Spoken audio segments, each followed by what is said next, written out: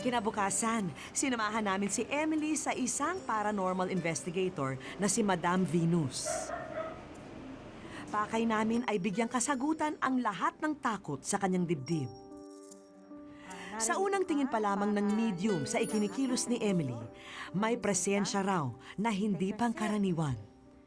Si Emily naman biglang nanlambot at nakaramdam ng kakaiba. Emily, anong nararamdaman mo ngayon? Bakit? Parang bakit?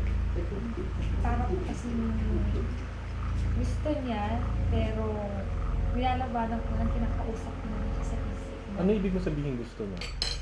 Parang gusto lang niya din umano sa akin. Pumasok. Pumasok sa Ngayong mga oras na to? Opo. Pero okay ka lang. Kumbaga, makokontrol mo naman yan. Opo. Kasi pinapakiusapan ko na po siya sa salita. Nandito ba siya sa paligid ngayon? Nandito po siya ngayon. Any particular place in this house kung saan mo nararamdaman yung malakas na energy na yun coming from your mom? Saan? Dito lang po. Doon na inalam ni Madam Venus ang dahilan kung bakit ginagambala ng mga kaluluwa si Emily. Lagi sabihin, use heart. Dahil daw labag sa kautusan ng Diyos na pabalikin sa katawan ng ibang tao ang kaluluwa ng namayapa, gumamit na lamang ng tubig at kandila si Madam Venus para alamin ang mensahe ng ina ni Emily. Nagsasalita ka na sa iyong isip, Emily. Wala ka raw pagkukulang. Bagamat iniisip mo, may mga pagkakamali ka sa kanya. Naging daan ito, magkasundo raw kayo magkakapatid, sapagkat lagi raw kayong may mga kapatid ka na nag-aaway. Ito ang unang pagkakataon na nagkita sila Emily at Madam Venus. Pero halos matumbok lahat ng espiritista ang maaring rason kung bakit hindi matahimik ang kaluluwa ng magulang ni Emily. Magitan. Mamagitan ka, yun ang feeling niya. Maging ang aming grupo na nakamasid, takang-taka sa mga sinasabi ni Madam Venus na parang may nagbubulong lamang sa kanya ng mga detalye sa buhay ni Emily. Naalalayan ka niya kasi maging sa hanap buhay o sa trabaho. You are not completely happy. Una-una na nangyayari sa mga magkakapatid sa inyo. Yung mga katanungan po na dapat na noon pa nasabi, kaya lang wala na po yung mami ko. Nalaman ko po kung ano yung mga bilin niya ng iba pa. So, lahat yun gusto niya na magkaroon kami ng pagkakasundo-sundo lahat ng magkapatid. Siguro, umpisahan na rin po namin yun. Kasi, paano siya matatahimik kung kami mismo na nandito sa lupa, hindi kayo magkakasundo-sundo. Pagdating naman sa pagsasara ng third eye ni Emily, na dahilan di umano kaya nakakita siya ng mga elemento at kaluluwa, isang proseso raw ito na dapat niyang pag-aralan. At handa naman daw si Madam Venus na alalayan si Emily sa mga hakbang na ito.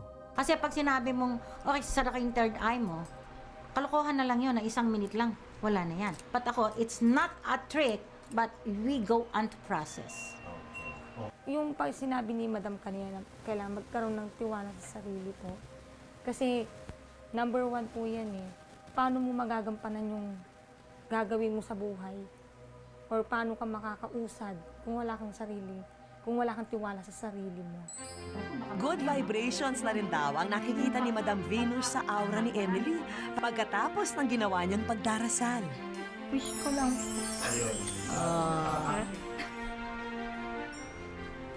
Pawiin na ang mga luha, Emily, dahil wala kang dapat maramdaman ngayong araw, kundi labis na kaligayahan. Tanggapin mo pa ang aming mga sorpresa para sa mas masaya at tahimik na pag-iisip. Mas magiging masayain at magiging matapang na rin sa mga bagay-bagay po para magawa ko ng maayos, maging maunlad aking sarili, paunlad rin aking sarili.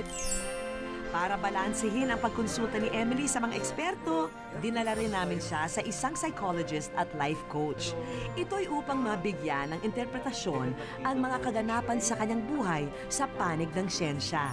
Ayon kay Dr. De Losa, hindi na raw bago sa kanya ang mga pasyenteng may third eye. Ang utak daw ng tao ay napakalakas, lalo na kung matutunang magamit ang potensyal na kakayahan nito. Pero sa perspektibo ng siyensya, may mga gamot daw na maaring makatulong para tuluyang maisara ito. At ito ang tulong na ibibigay niya kay Emily. So isang paraan para matanggal o ma-close yung third eye is through medicine and psychotherapy din. Kung sumpaman o biyaya ang kakayahan na makita ang kaluluwa ng mga yumao, tanging ang mga taong may regalo lamang nito ang makakasagot ng tanong. Basta ang mahalaga, hindi ito nakakasagabal para maging isang maunlad at kapaki-pakinabang na nilalang para sa ating sarili at para sa ating kapwa.